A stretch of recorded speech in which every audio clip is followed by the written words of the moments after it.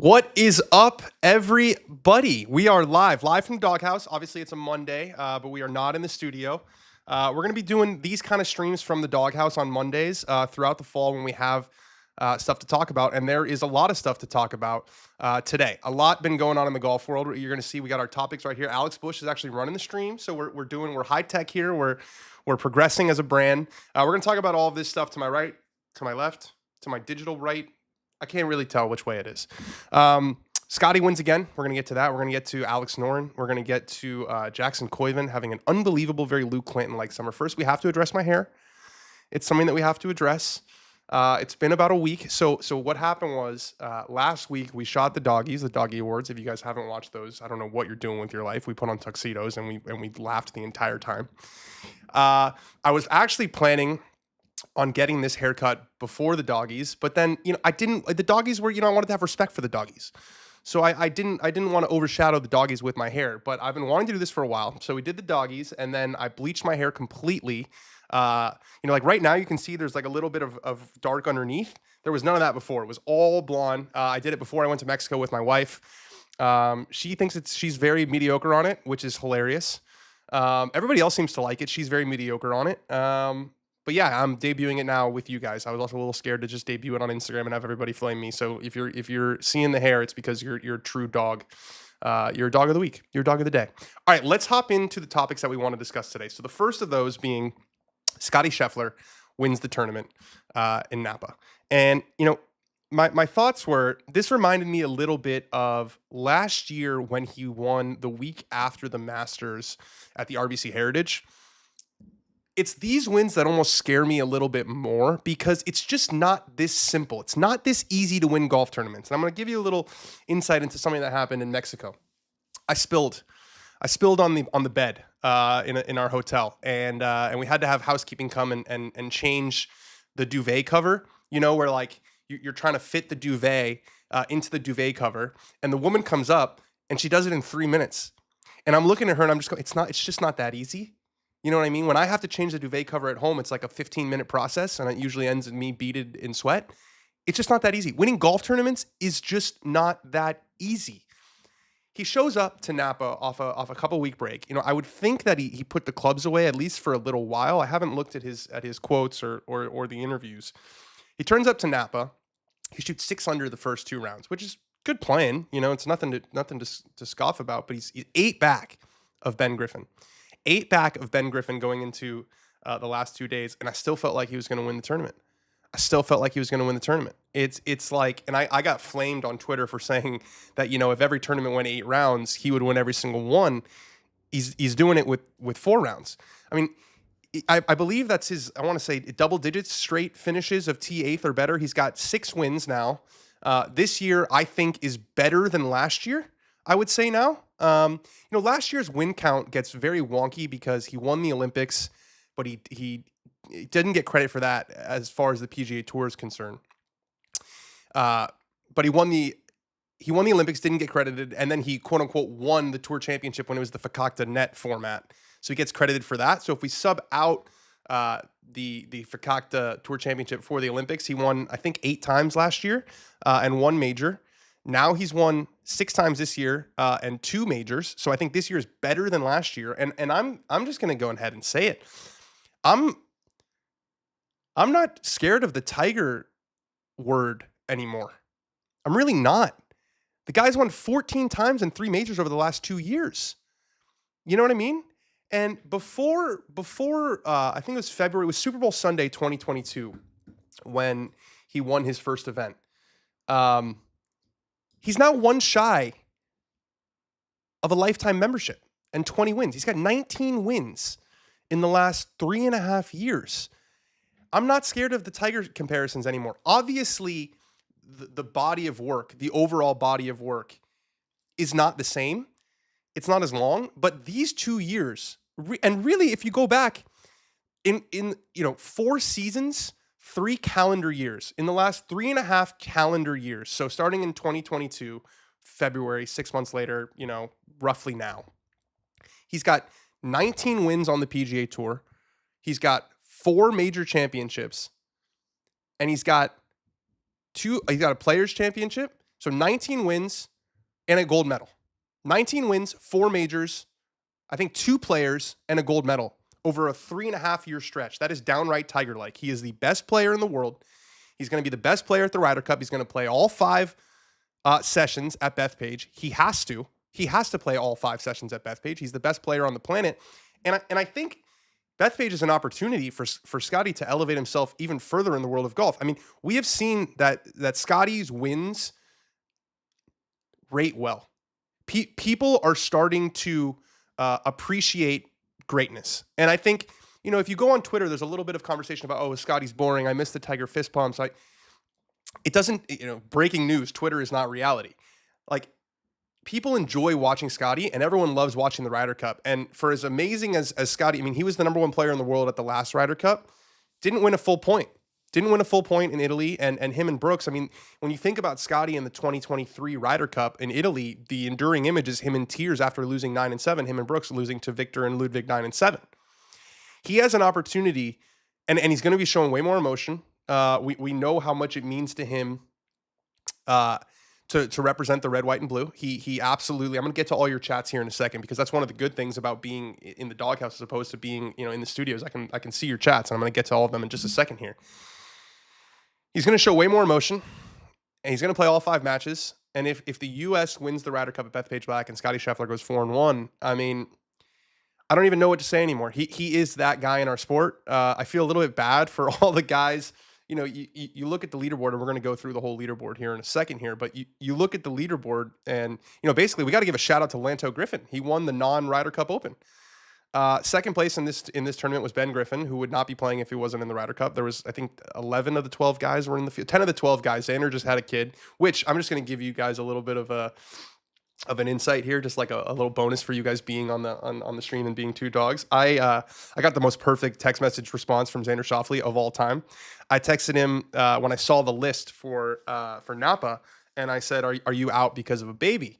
Because you just had a baby?" Because there were some rumors going around, or some murmurs that he was having a kid. And 5 days later, he just responds, "Yes, sir, had a kid." I was like, that is the most casual, most Xander Schauffele way to announce your first child. He just, "Yes, sir, had a kid." So Xander wasn't there and Bryson wasn't there, but the 10 guys who were there wouldn't be playing in this tournament if it wasn't for the Ryder Cup. And Lanto Griffin won. He won the non-Ryder Cup Open. So we had Scottie winning the tournament. We had Ben Griffin in second. We had Lanto Griffin in third, and we had Peter Griffin in fourth. I'm kidding. But Griffin second and third does not happen very often. But I felt a little bit bad because you look at this list and it's all guys who, apart from the 10 who are playing in the Ryder Cup, guys who didn't make it to the FedEx Cup playoffs, and they're playing for status. And then Scottie and Ben Griffin come along, and they absolutely crush everyone's dreams. So we're going to go to some of your chats here. Why is your hair blonde? Because I like it. Joe Booslick says, "I think it looks good." I think you look good, Joe. Connor Gunn says he needs to sustain this level for at least 6 to 8 more years to be able to catch Tiger. 100%, 100%. But he's on the way. He's on that path. He's on that path. And I think, it's something Ben and I have talked about, and hopefully Ben will join some of these streams later when we get the tech figured out more. Something that Ben and I talk about is the eye test and the feeling test. And Brooks was an interesting case because Brooks won 5 majors, and that was kind of like the craziest run of majors that we've seen since Tiger. But you never, Brooks, you never really knew what you were going to get. You knew you were going to get at the majors. But Scottie hits every single week, and I think the reason is he doesn't. And that's what I was saying at the beginning, where this kind of reminds me of the win at the RBC Heritage last year after he won the Masters. It was like you win the Masters. It should be this massive catharsis, right? Winning the Masters it's the biggest tournament that you can win, and you have to do all this media. And he goes and he wins a signature event the next week. And then this week, it's like, he's just coming off a long season FedEx Cup playoffs. He's probably taken a week off. The Ryder Cup, it's sort of a tune-up event. What is he doing? Wins a tournament over guys who are just insanely motivated. And I just think Scottie doesn't have this up and down that other golfers have had. Tiger would talk about peaking for the majors. Scottie doesn't ever talk about peaking for the majors. He talks about every week as its own unique challenge. It was. There's not much praise left to lavish on this guy, but he deserves absolutely everything he's getting. How much of an asterisk on the Ryder Cup is there since Taylor Gooch won't be there is a big asterisk. I think also a big asterisk on all of Scottie's wins because Taylor Gooch was not there. Justin Holland says, "Did the Max Fly man losing that way help or hurt his mindset leading into the Ryder Cup?" Help, absolutely help. So let's Alex, I'm gonna go through the leaderboard here now so we can bring up the leaderboard. I'm gonna go through the tour leaderboards. The window capture. There we go. So I'm going to go through this now. So Ben Griffin finishes second, right? He goes 64, 66, 70, 70. Scottie catches him. Scottie was 8 back. He makes up 3 on the first on Saturday, and then he makes up 6, on Saturday, and then he makes up 3 on Sunday. But here's my question for you guys. Where does Ben Griffin right now, and I want to hear you guys in the chat, where does Ben Griffin right now stand as far as guys that you have the most confidence in the Ryder Cup? Is he number 2? Is he number 2? Because everybody was in this field, and Ben Griffin was leading the tournament for the vast majority of it. And look at his results recently. And this also includes the creatine overdose at the Tour Championship. Or maybe it was at the BMW. I can't remember. But I think it was at the BMW. There was a creatine overdose. But if we look at Ben Griffin's last month, he's finished T for 11th at the Wyndham, T for 9th at the FedEx St. Jude, T for 12, tie for 12th at the BMW, tie 10th at the Tour Championship, and solo second at the Procore Championship. So let's take a look at Data Golf rankings right now, because I'm always very curious. It's my world rankings, professional rankings. Ben Griffin is, according to Data Golf, the number 5 player in the world. The number 5 player in the world. You've got Scottie Scheffler. You've got 3 Europeans. It's hilarious that John Rahm's world rank is 73, but Ben Griffin is actually criminally underrated by the world ranking right now. He's 13th and he's 5th in the world. So I'm right. My eye test is correct, according to the data, that he is the second best player on Team USA right now, which is really incredible when you consider just how far off the radar he was to start the season. So let's go down here. All 10 guys made the cut. All 10 Ryder Cuppers made the cut. Let's actually start at the bottom here and see if there are any names. You're going to see a lot of names like way down here, a million over par, because these are the guys who are struggling. Joe Highsmith won on tour this year. Luke Clanton. I want to talk a little bit about Luke Clanton because, we're going to talk about Jackson Koivun. We should talk about Luke Clanton because they're sort of joined at the hip. Luke was the number 1 amateur in the world until Jackson turned pro. And Luke had this incredible run, really more last year. So if we look at his results last year, he's got the 2nd place finish. He's got the 5th place finish, 2nd place finish at the RBC Heritage. Then he locks up his card, plays solid again this year, T15 at the Farmers, T18 at the Cognizant Classic. His professional debut, I believe, was the Travelers Championship. It's been a bit of a struggle. His best finish in 1, 2, 3, 4, 5, 6 in 6 starts so far is a tie for 60th, which is interesting, isn't it? Because we all assumed, and I said, and obviously it's so early and he's fully exempt for next year, but I think a lot of us assumed that this was about as sure a bet as you could possibly get from a rookie on the PGA Tour, because he had already proven it. He's having a little bit of a tough time adjusting to tour life so far. So he missed the cut. The good news is nobody else from the U.S. Ryder Cup team missed the cut. So now let's talk about the guys who did make the cut. Justin Thomas, I'm a little bit concerned about. I'm a little bit concerned about Justin Thomas for a couple reasons. He finished 69th, right? So only beat 3 guys who made the cut. And he saved himself with the short game. The ball striking for Justin Thomas is really alarming right now. Lost strokes off the tee. This is a terrible number. Minus 3.93 approach for a guy who at his peak was one of the best iron players in the world is a really, really poor number. Minus 2.6 putting. You need to make putts in match play. And if we look at Justin Thomas's results for the year, he's got that 1 good finish at the Tour Championship and the Travelers, but a lot of mech in between. So I'm a little concerned about JT. Not a great showing. Let's keep looking at more of the Americans who played this week, who are going to be at the Ryder Cup. Tyler Watts got absolutely overshadowed by Jackson Koivun, but nice to see Tyler Watts, the amateur, one of the best juniors. Oh, Miles Russell was in here too. Miles Russell was in the field. He missed the cut, tied for 4th. But so Tyler Watts makes the cut. And then we see Colin Morikawa finishes at 5 under. Harris English finishes at 5 under. We move up. Scott Theegala, who's playing everywhere this fall, had a shockingly bad season. Moved up a little bit already in the FedEx Cup standing, so he's got a long way to go. But he's going to be playing. Patrick Cantlay shot 7 under. Russell Henley, who's been he's number 3 on the U.S. team according to Data Golf. He finished in a tie for 19th. Maverick McNeely, nice showing. I played this, he was probably the first man out, him or Keegan. Obviously, Keegan, a different category. He shot 10 under. Sam Burns, 10 under. Akshay, another guy who was sort of in contention. And then we move into the top 10 here. We've got 1, 2, 3-4. So 4 of the 10 guys who played finished in the top 10, including a 1-2 finish. I think it was a pretty good.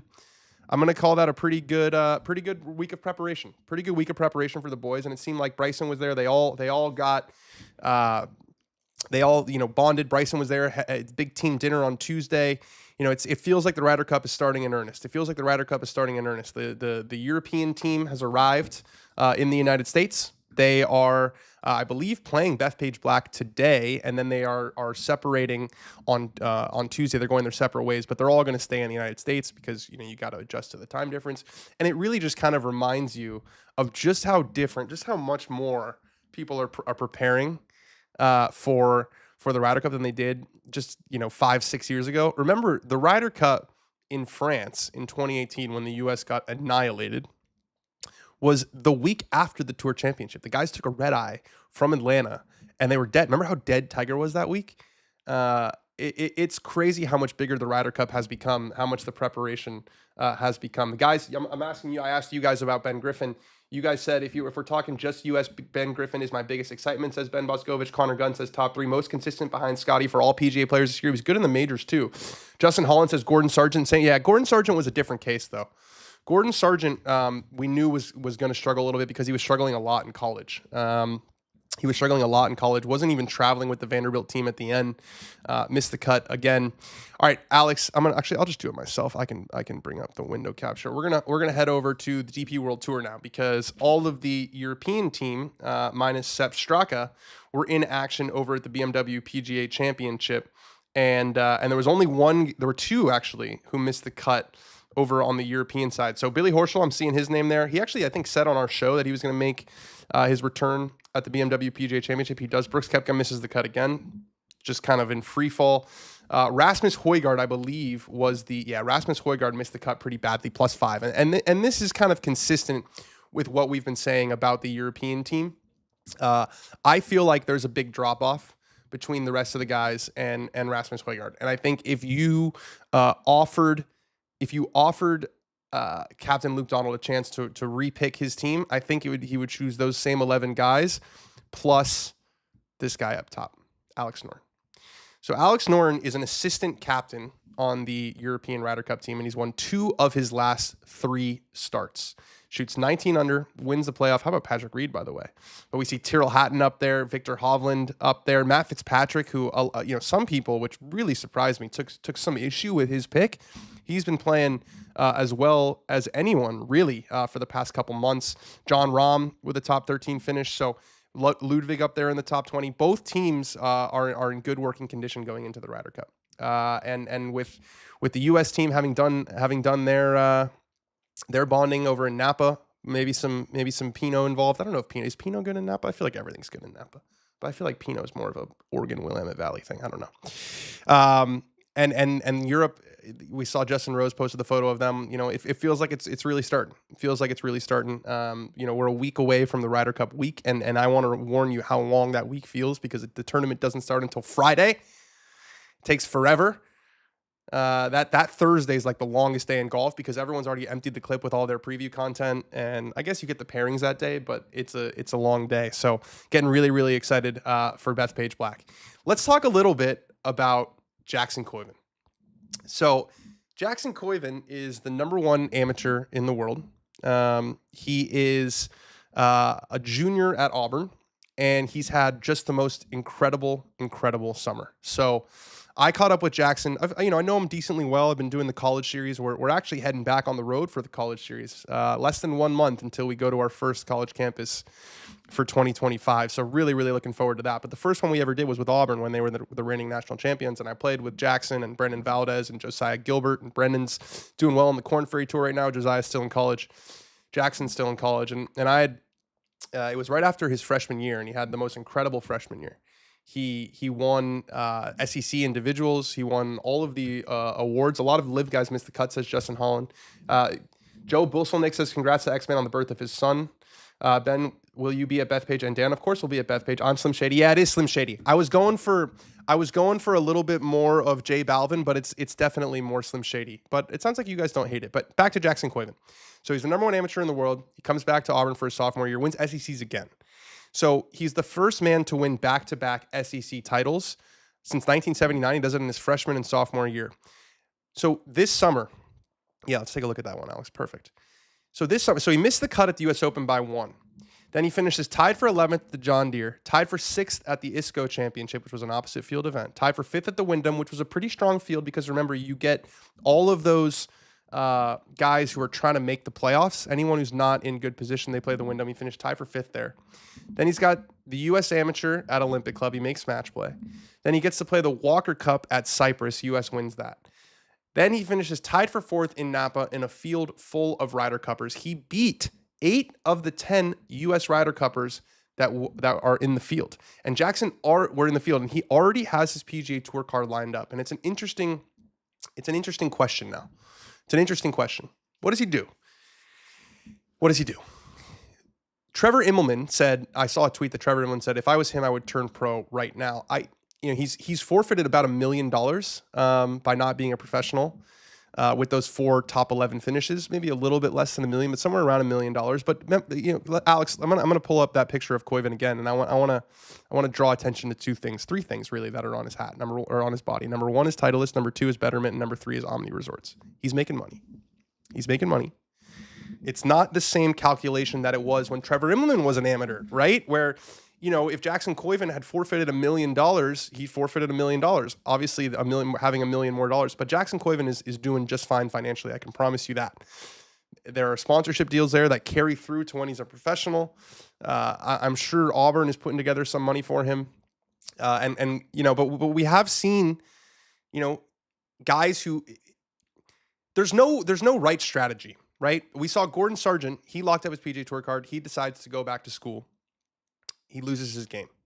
We saw Nick Dunlap. He went the other way. He won on the PGA Tour, so it's different. He was into every event. He turns pro right away. He actually won for a second time that season, the Barracuda Championship, but his game is fallen off a cliff in his second year. So there's no right strategy, and Jackson seems to be extremely happy. He loves Auburn. He loves competing in amateur golf. He has his PGA Tour card locked up. I've said this before. If there was one person whose spot I would change with, it would probably be Jackson Koivun. Just because I've been to Auburn. It's a magical place. He's got a chance to, chase another national championship. And again, he's already making money. So it's very easy for grass is always greener on the other side. But unless he wins and unless he's into all those signature events, I don't think there's, because he can still play the PGA Tour events. He finished top 10 in this. He's going to get into this week. I would imagine he's playing this week. He can still play on the PGA Tour. The only thing that he's really missing is the money, and I think he's doing just fine financially. So why change? Why change when things are going super well? You look like the Eminem stand-in for the Logic and Eminem video. Hair really does look good, but genuine question, did you have to dye your eyebrows as well, or just got lucky that they matched? No, I didn't dye my eyebrows and didn't dye my beard, but I appreciate your guys' support.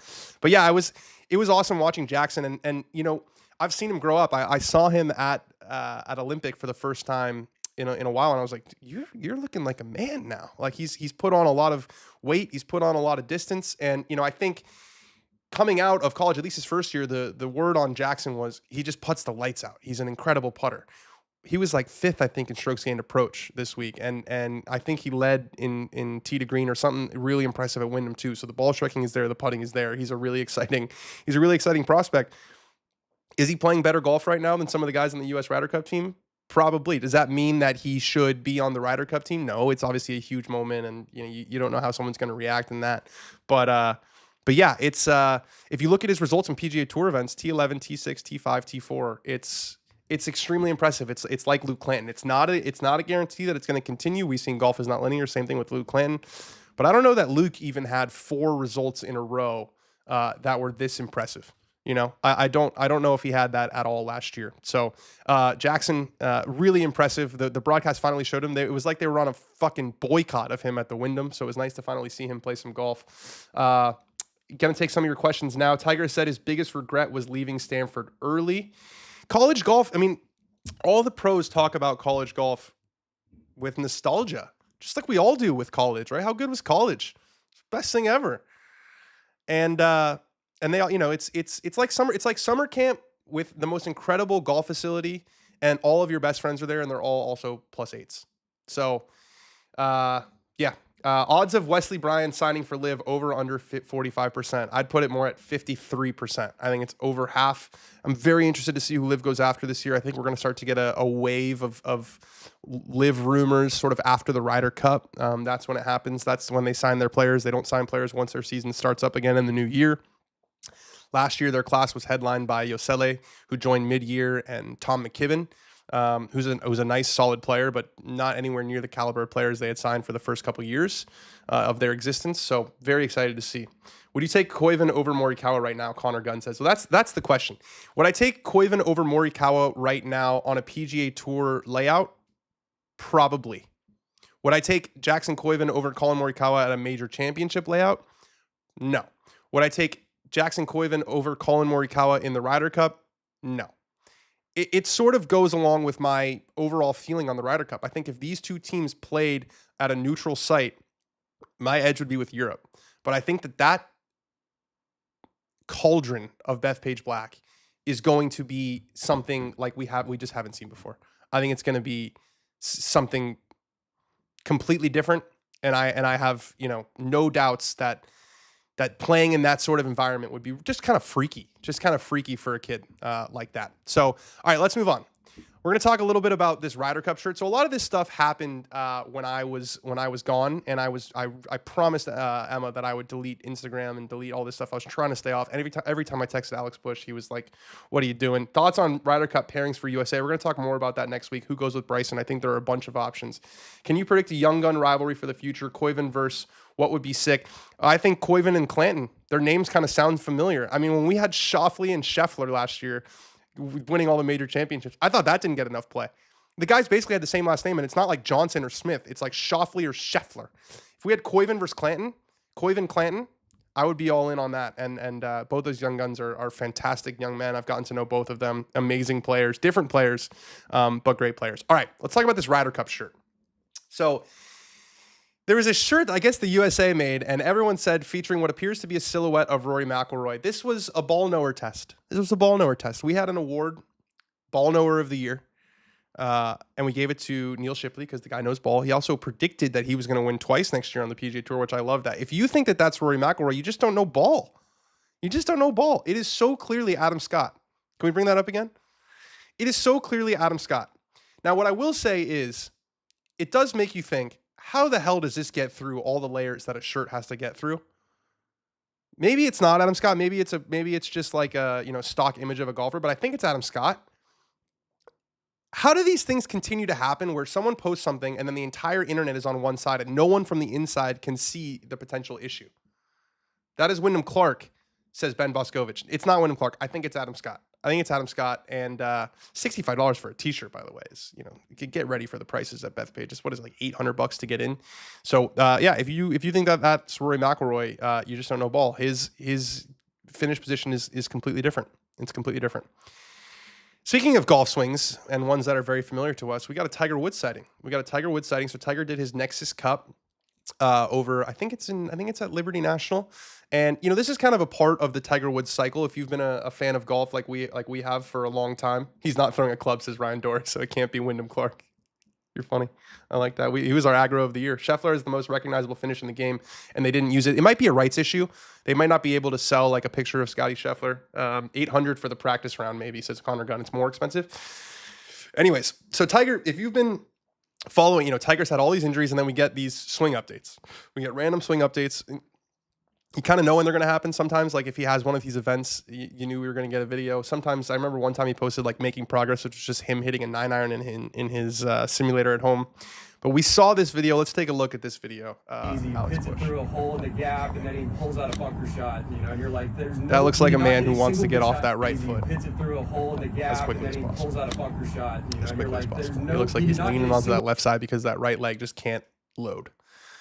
And I've said before, I'm sad because a huge part of my career was following Tiger Woods around the world, and I feel so fortunate that I got to see just a little stretch there in 2019 where he was, by my money, the best player in the world. And that's when I was working at Golf Digest, and I was, following him all around the place. And, I was very much in the Tiger universe. And there was a little stretch there really when he won in Japan, and then he went over to the President's Cup, and he was the best player at Royal Melbourne. I feel very fortunate that I got to witness that up close, at least a little bit.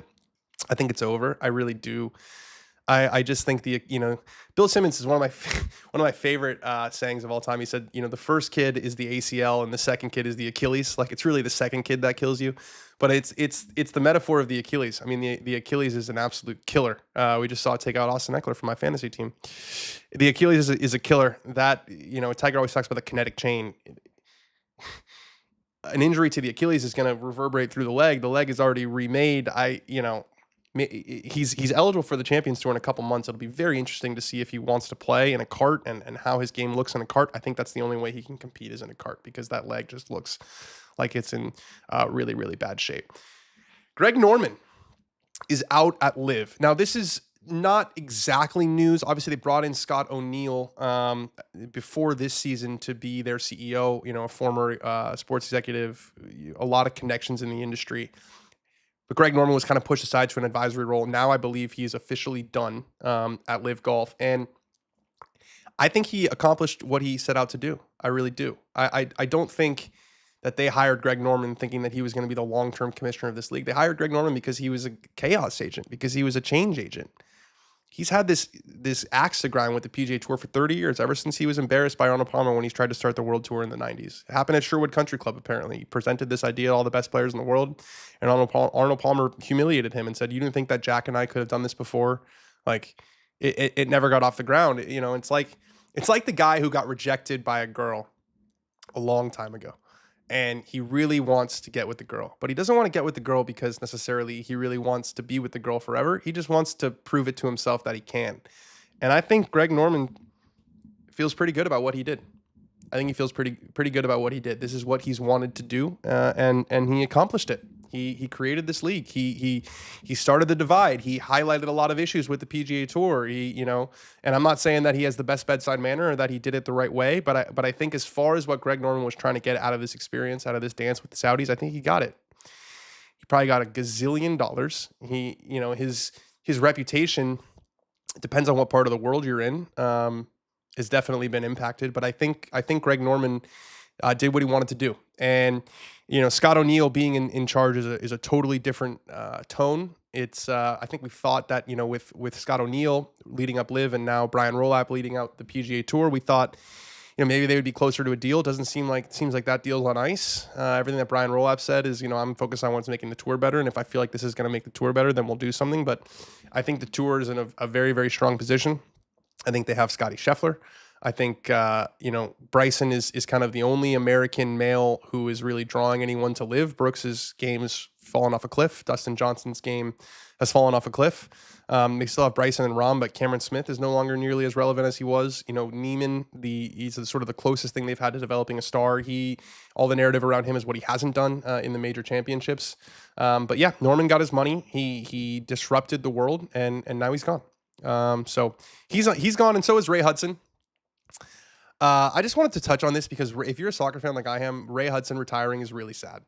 Genius strike by Lionel. He could walk into a revolving door and still finish first. I mean, the guy would just freak out. Like anytime Leo Messi would score a goal, he would literally go like this.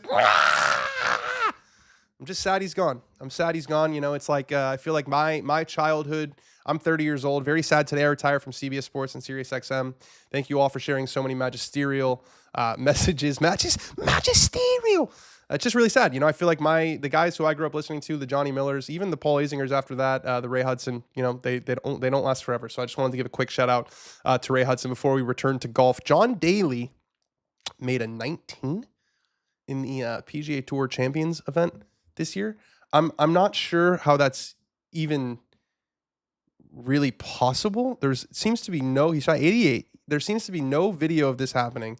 His beard is downright Santa length right now. And I think he made an 18 on the PGA Tour. Didn't he made like a gazillion when he was playing on that Bay Hill hole where it goes around the water. I just wonder what John Daly's relationship is with golf. I feel like he's always making headlines. One of the most talented players of all time, but this is part of his legacy too, is these sort of like random things that happen. One of us says Justin Holland. The only headlines Liv gets was who is going to / leaving Liv, says Tom. it's an interesting point to go back to the live one really quickly. Is like, I feel like we talk about live from a news perspective, right? What does it mean geopolitically? What does it mean for the landscape of golf? Who might be going next?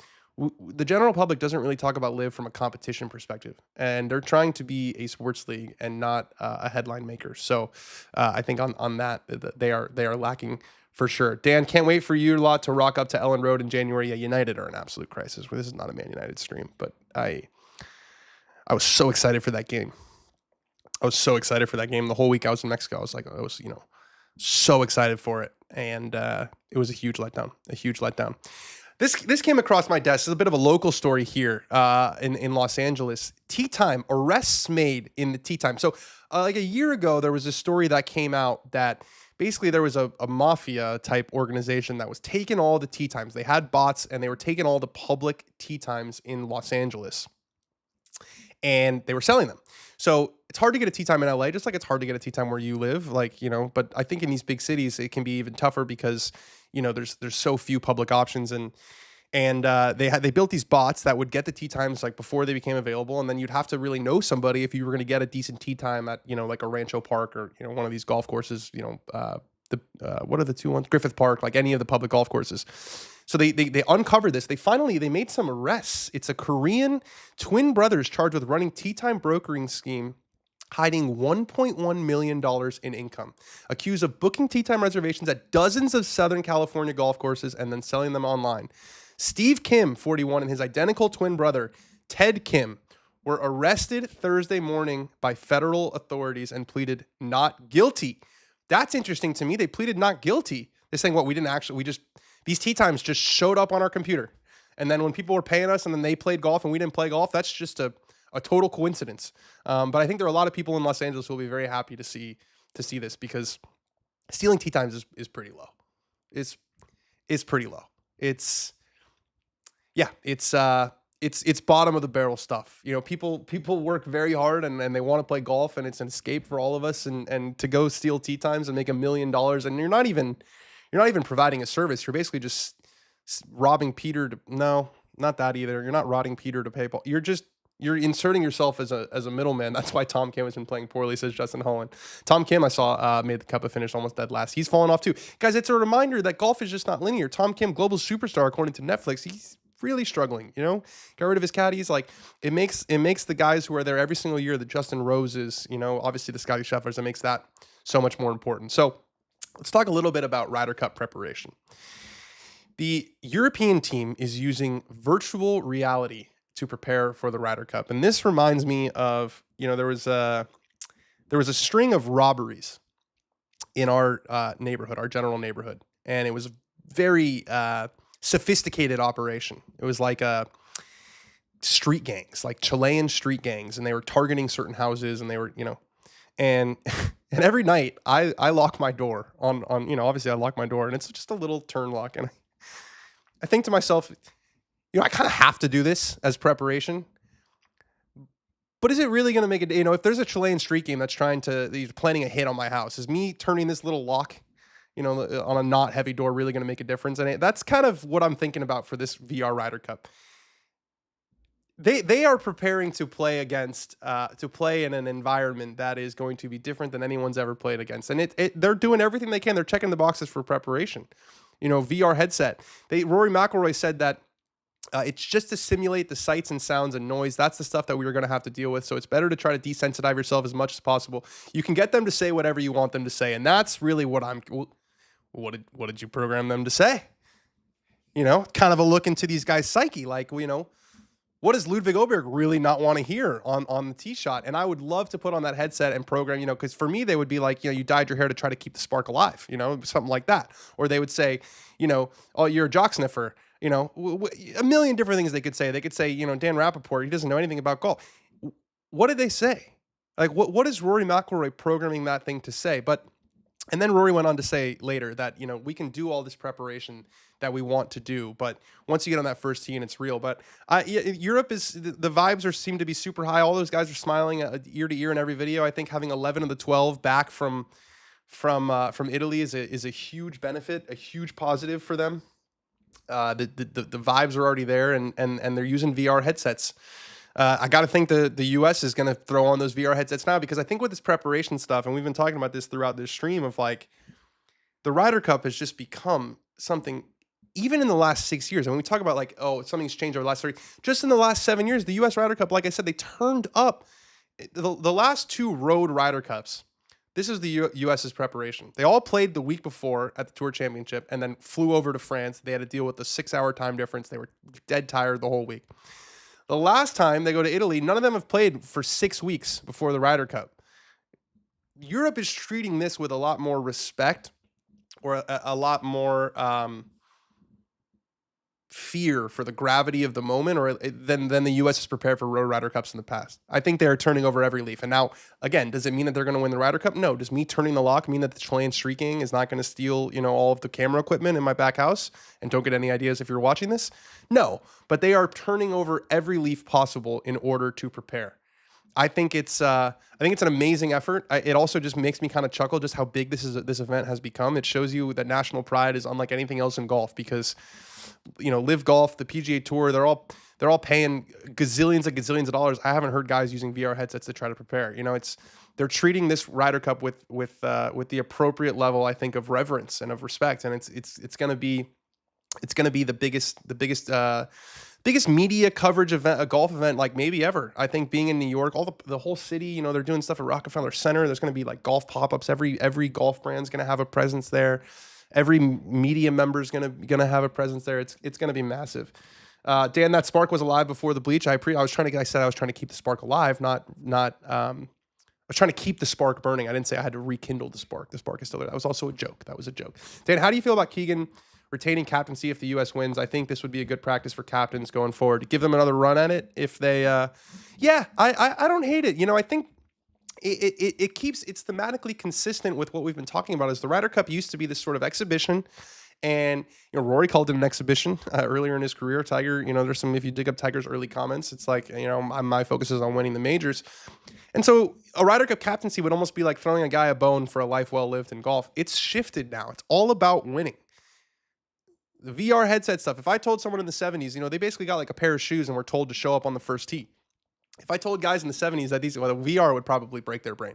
But if I told them that all the levels of preparation that they were going through and all the data guys and how serious every player was taking this, they'd be stunned. It's become win over everything. And yeah, Europe did it. I think Europe running back Luke Donald was more a reflection of just a lack of other candidates. I think Justin Rose will be the captain in 2027 at Adair Manor. Rory basically said that he was offered the potential to be a playing captain, and he immediately shut it down. But I think Justin Rose will, but I think it's there's not enough, that generation that dominated us in Ryder Cups, the Ian Poulters, the Justin Roses, the Lee Westwoods, the Paul Caseys, they all went to live. Sergio Garcia, I think they're all, not in the captain pipeline, at least not the same way they would be if they stayed. And so they went back to Luke Donald. But yeah, I think one home and one away Ryder Cup, if you win your home Ryder Cup, give yourself a chance on the road. I don't hate it. But I do find myself, the more I've let this sort of Keegan Bradley situation marinate, the more I feel like almost a little sorry for him, because I think if there was any other captain, literally any other person was captain, Keegan Bradley would be on the team.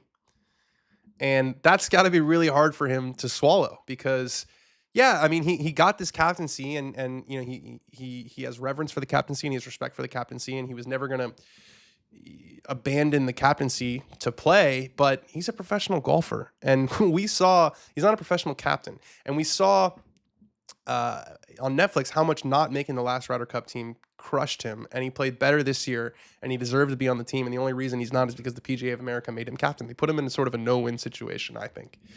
I still think he should have played. I think a lot of the work that's done in the Ryder Cup is the preparation. It's the VR headsets. It is the, figuring out the schedule. It is getting 10 guys to play an event in Napa that they would not play before. It is team building. It is getting Bryson involved. It is hiring the right assistant captains. It's making your picks. It's getting the right data guys. But once the tournament starts, you go out there and you play golf, and it's a golf competition. So I still think he could have done it, but I understand why he didn't. I think if Keegan had Scottie's resume or Keegan had Tiger's resume, he's much more likely to play. You know, Tiger picked himself in 2019 for the President's Cup, and no one thought twice about it. He was probably playing a little bit better than Keegan was, but he was Tiger Woods. And what are you're not gonna say shit. For Keegan Bradley to put himself in a position that no one since Arnold Palmer has put themselves in, I don't think that he was ready or willing to do that. So it's a very, very interesting one. We're gonna finish with a couple ones here. Charley Hull won the Kroger Queen City Championship. I just hand up. I assume that was in Charlotte. Charlotte is the Queen City for me. Turns out it's in Cincinnati, Ohio. Apparently that is also the Queen City. And we've got a little clip of Charley Hull after her win. Let's throw that up. I just feel like now I know I can do it. It's been a bit of a drought. Like I've had quite a few second place finishes, and it's just always been the bridesmaid, and now I'm the bride finally. Here's an incredible stat for you. There has not been one repeat winner on the LPGA Tour this year. Isn't that amazing? Scotty's won 6 times on the PGA Tour this year. Ben Griffin won multiple times. Sepp Straka won multiple times. Brian Campbell, with his 161 mile per hour ball speed, won twice this year. Not one player on the LPGA Tour has won twice this year. And if we talk about, what's the struggle with the LPGA, there are a lot of things that are within their control. TV coverage, media coverage. What they can't control is the actual competition. And imagine if there was not one repeat winner on the PGA Tour this year. It hurt. Like, people like stars. They want people that they can recognize, that they see a name up there and they're like, oh, she won. I watched her win before. Parodies. People talk about parity versus dominance. I think for like the women's game, you need dominance. You need stars. And Nelly not winning this year and not having a single repeat winner this year, I think is pretty big bummer for the LPGA Tour. But great to see Charley win, because she is one of the people who absolutely breaks through. We're going to take it home with this Korn Ferry Tour situation. We've seen some guys chipping cross-handed is becoming pretty popular. I mean, Matt Fitzpatrick's been doing it for a couple years. Matthew Pavone is doing it. You see it. This guy, Patrick Welch, over on the Korn Ferry Tour, he plays golf cross-handed. Let's watch this clip. Drive. I mean, It's one good swing to finish. He likes it. Oh, what a shot. Oh, eagle. Walk off for Welch. how uncomfortable, I'm going to watch it again. I'm just going to do it right here. How uncomfortable does this look for your back and your body? It's just going against all of the laws of physics. Drive. I mean, that is just making my back hurt just watching it. But whatever works, man. Whatever works. Must be interesting to teach that guy. Must be very interesting to teach that guy, because all these guys, they talk about where they want the arm, in this position. They want to have the relationship between the arm and the body. It's all, busted jack with the one hand chipping, says Justin Holland. It's all very different when you've got cross-handed. So I can only imagine how difficult it is to teach that guy. Let's see who won the Korn Ferry Tour event this week. Zach Boucho won the Korn Ferry Tour event this week. Johnny Kiefer, who I smoked weed with, me, Johnny Kiefer, and Johnny Hopkins and Sloan Kettering. He finished again in the top 5. So Korn Ferry Tour season is coming to an end. They had a big break in the middle of their season. Now there are only 3 events left. So you got the Nationwide Children's Hospital at Ohio State, Compliance Solutions at the Patriot Golf Club, and then the Korn Ferry Tour Championship. Remember, only 20 guys getting their cards this year compared to 30. So great stream. Great Monday stream with all of you.